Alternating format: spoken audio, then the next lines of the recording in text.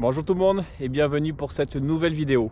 Tu souhaites te lancer dans l'ultra-distance et rouler de nuit tes frais. C'est pourquoi dans cette vidéo, je vais te donner toutes mes astuces pour que cette peur se transforme en plaisir. Allez, c'est parti! La plus grosse difficulté quand on roule de nuit, c'est de trouver de quoi se ravitailler. C'est pour ça que je pense qu'il est important de bien préparer son parcours et d'identifier, grâce à Komoot ici, quelques points clés de ravitaillement. Pour l'eau, normalement, il ne devrait pas y avoir de soucis. Entre les fontaines, les toilettes publiques ou bien les cimetières, on a quand même un accès à l'eau un peu partout assez facilement. Allez, prenons un exemple concret. Dans ce cas précis, en fonction des kilomètres parcourus, je vais estimer qu'à La Reims, j'aurai besoin de me ravitailler. Donc grâce à Komoot, je vais pouvoir essayer d'identifier où je peux trouver à boire. Donc là, dans ce cas précis, j'identifie une fontaine. Je vais utiliser Google Maps, fonctionnalité incluse dans Komoot, et je vais essayer de voir s'il y a une fontaine à proximité. Alors effectivement, je vois bien la fontaine, donc je vais pouvoir me ravitailler en eau sans souci. Pour la nourriture, ce sera un petit peu plus complexe. Là, il faudra obligatoirement identifier des points d'intérêt, que ce soit boulangerie, supérette, restaurant, bar, en début de soirée. Sur le même principe, vous pouvez utiliser Komoot et Google View, mais normalement, dans chaque ville ou chaque village, vous avez juste à ouvrir les yeux et vous allez voir des commerces ouverts. Une des seules possibilités pour trouver de la nourriture en pleine nuit sera les distributeurs de pizza 24 heures sur 24.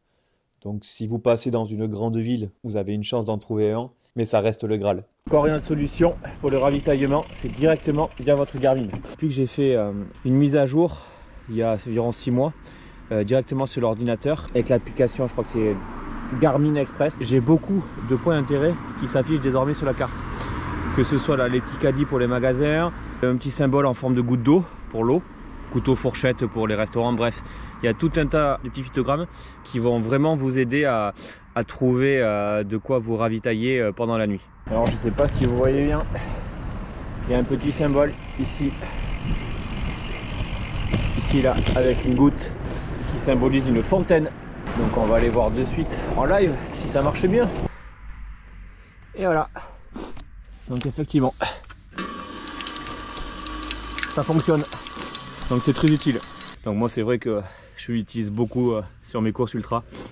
Parce qu'on ne peut pas tout prévoir à l'avance. On ne sait pas exactement quand c'est qu'il faudra se ravitailler, surtout la nuit. Donc dès que je rentre dans un village ou dans une ville et que je vois ces petits symboles, c'est vrai que j'essaie de regarder autour de moi s'il y a vraiment de quoi se ravitailler. Pensez-y, c'est super utile.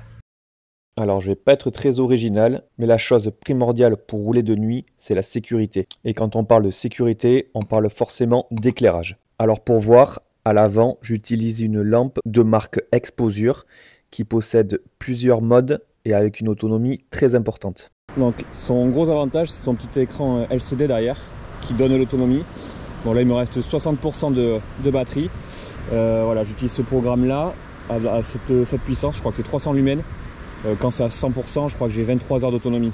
Donc il me permet de faire plus de 2 nuits. C'est franchement un plus. Pour tout ce qui est partie plate ou montée, je reste en ce mode là.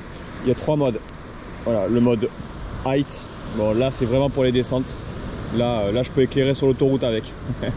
Alors, il y a un deuxième mode intermédiaire. Voilà, et le mode low. Donc franchement un gros investissement, mais qui vaut le coup. C'est important de voir, mais c'est encore plus important d'être vu.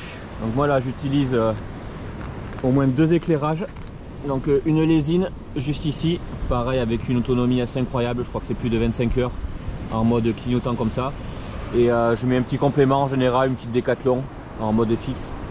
Donc voilà, faites attention, la nouvelle législation qui interdit le clignotant. Je ne vais pas rentrer dans le débat, ça fait assez polémique. Voilà, moi je reste comme ça parce que je me sens plus en sécurité. Et en complément, j'ai également une frontale. Hop, j'essaie de ne pas vous éblouir.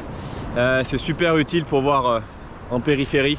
Parce que c'est vrai que l'angle de la lampe, c'est sur 180 degrés. Donc c'est vraiment, même si l'angle est large, mais on voit qu'en face. Donc là, ça permet de voir sur les côtés.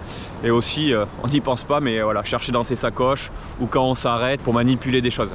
Voilà, c'est pas indispensable, mais je pense que c'est un vrai plus. Et petite astuce, s'il y a une attache, hop, voilà comme ça permet de la sortir la journée.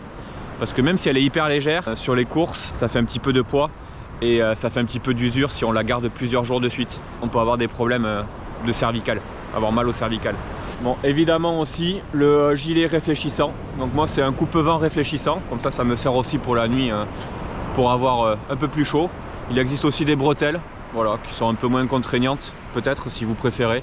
Mais moi c'est vrai que la solution du coupe-vent réfléchissant, je trouve que c'est vraiment une bonne solution. Bon, j'ai aucun partenariat, que ce soit avec Exposure ou Lésine, je préfère vous le préciser. Là, tout ce que vous voyez, ça a été acheté, testé et approuvé. Je vous mettrai toutes les références si ça vous intéresse en descriptif de la vidéo. C'est vrai que rouler de nuit peut paraître effrayant, mais si on s'y prépare bien et qu'on s'y habitue petit à petit, vous allez voir que ça va être un véritable plaisir. La nuit, c'est une atmosphère totalement différente par rapport au jour. Vous êtes plus attentif au bruit, à ce qui se passe autour de vous, et ça rend l'atmosphère totalement différente. Alors attention, si vous avez déjà passé toute la journée sur le vélo et que vous attaquez la nuit, la température ressentie sera bien plus froide qu'elle n'est en réalité. Ça, c'est l'effet de la fatigue. Donc soyez prévoyants au niveau vêtements, quitte les premières fois à se surcharger un petit peu et ensuite avec l'expérience, vous allez trouver vraiment le meilleur compromis entre vêtements pour la nuit et vêtements pour le jour. N'oubliez pas la nuit d'avoir des lunettes claires, c'est-à-dire de catégorie 0. Donc l'idéal c'est d'avoir des photochromies comme moi, donc qui font de 0 à 3. Donc comme ça je peux les garder toute la journée, qu'ils fassent très ensoleillé ou qu'il y ait la pluie ou la nuit. Voilà, ça c'est vraiment un petit point à ne pas négliger. Sinon vous pouvez rouler sans lunettes la nuit aussi, comme ça vous resterez un peu plus éveillé. Donc l'avantage de la nuit, c'est qu'on est seul avec la nature.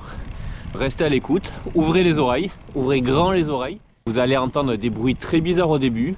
Il va falloir s'y habituer un petit peu, mais pas de panique. Voilà, restez vigilants et puis vous allez les apprécier au bout d'un moment. Autre avantage, c'est la pente. De nuit, on ressent moins les montées. On n'a pas de visuel, donc on réfléchit beaucoup moins et au final, on grimpe sans s'en rendre compte. Donc ça, c'est un désavantage de rouler de nuit. Je vous dis pas d'aller faire des cols toute la nuit, mais c'est vrai que voilà, sur une course ultra, des fois, même souvent, le ressenti de la pente passe beaucoup mieux de nuit que de jour. Ça permet aussi également d'avoir des belles nuits étoilées. Je sais pas si on voit bien à la caméra.